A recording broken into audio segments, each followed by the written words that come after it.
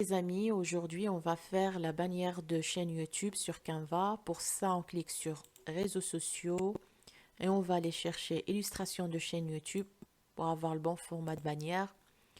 Après, on atterrit sur cette page, on clique sur importation.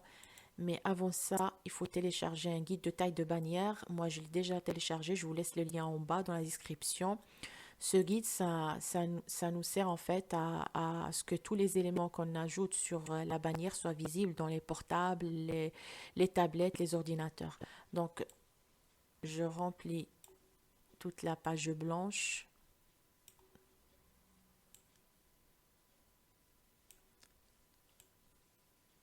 Donc là, le plus foncé, c'est sur les portables. Après, c'est ce qu'on voit sur les tablettes. Et le plus clair, c'est sur les ordinateurs. Une fois fini, je sélectionne et je clique sur verrouiller pour qu'il ne bouge plus.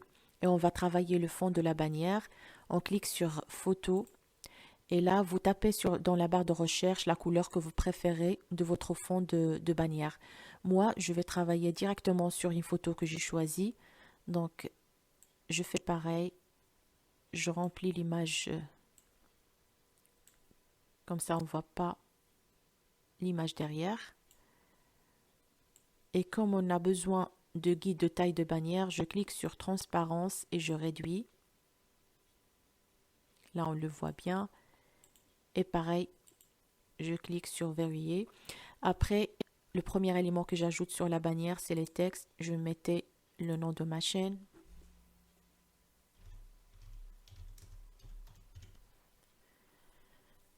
Petite Mia. Après, je vais mettre un peu ici. Vous voyez là, le guide, ça sert vraiment pour qu'on voit bien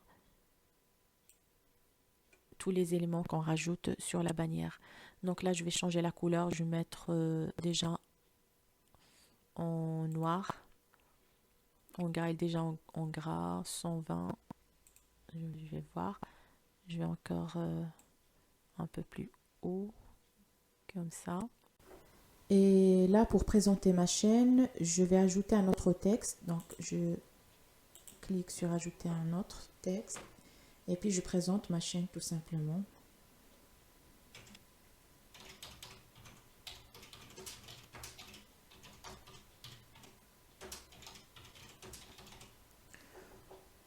On réduit la taille de la police.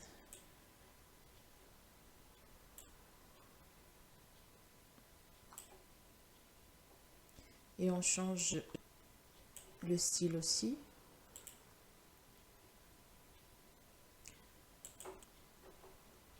On va mettre la couleur, je choisis le noir. Je le place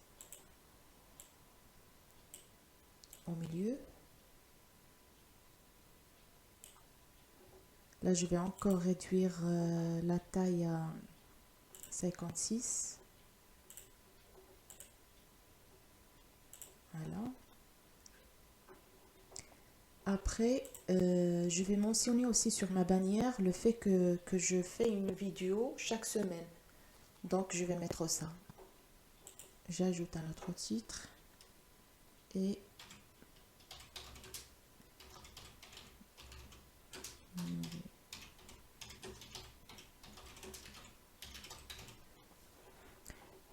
alors, la taille, je vais mettre 56. Et en bas, je vais mettre la couleur en gras. Donc là, c'est normal, on ne voit pas bien le titre, mais parce qu'on travaille sur le guide de taille de bannière. Sinon, je vais déverrouiller pour voir et je clique sur transparence. Après, je vais voir si, voilà, ça me va bien. On voit bien la chaîne, le nom de la chaîne, et puis le titre, et puis et tout en fait, c'est sur les portables. Donc, on peut voir sur les portables, sur les tablettes et sur les ordinateurs. On continue le travail. On n'oublie pas de verrouiller sélectionner et verrouiller pour que ça bouge plus. Après, on va aller, je vais ajouter un logo de YouTube. Pour ça, je vais cliquer sur éléments et après, vous tapez YouTube et là, je vais choisir celui-là. Je réduis et je le place juste devant le nom de la chaîne Petite Mia. Voilà. Donc là, je vais faire un contour autour de ma bannière. Pour cela, je vais dans éléments et là, vous mettez les formes et dans les formes, je vais prendre tout simplement un carré vide et après, je vais l'ajuster tout autour de la bannière. Voilà.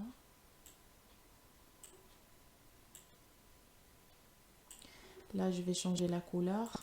Donc, je vais mettre un peu, voilà, cette couleur. Et je vais voir ce que ça donne. Donc, je vais, voilà, ça donne ça. C'est pas mal. Donc, je continue.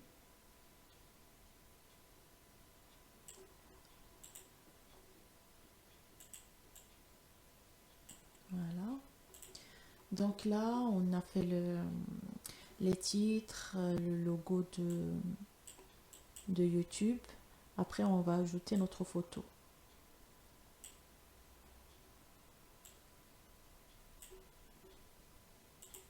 Là, je vais verrouiller et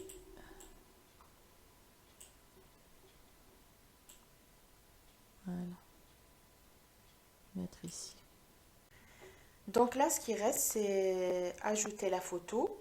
Pour ça, je clique sur éléments, je choisis un cadre, j'ai pris un rond, je vais le mettre à l'intérieur de la bannière, je le réduis.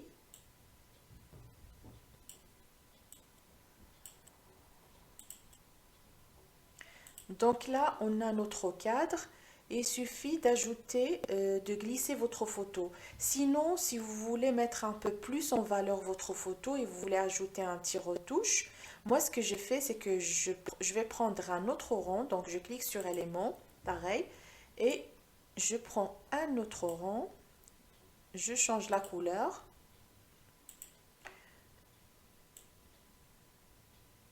je le réduis et je laisse un petit peu décalé, voilà, comme ça.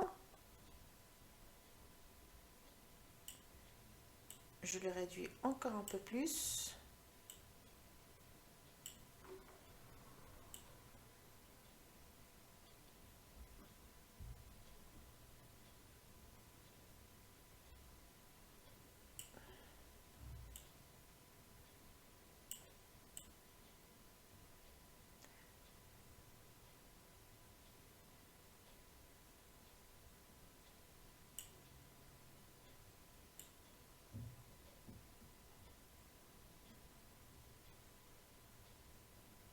Voilà. Après, je vais le mettre en arrière, en position. Je clique sur position et je le mets en arrière. Donc voilà le résultat. Après, vous n'avez qu'à importer votre photo dans le cadre. Sinon, moi, ce que j'ai fait, j'ai pris une autre photo que j'ai déjà choisie. Je vais la glisser ici. C'est une image de miroir. Vous allez voir. Et comme j'ai besoin que de miroirs, je vais réduire pour éliminer la partie que je n'ai pas besoin. Après, je vais l'ajuster sur... voilà. Une fois j'ai mon image ici, dans le rond, je vais verrouiller. Comme ça, quand je glisse ma photo au milieu, eh ben, ça ne bouge pas. Voilà. Donc, je vais mettre un petit peu en bas. Voilà.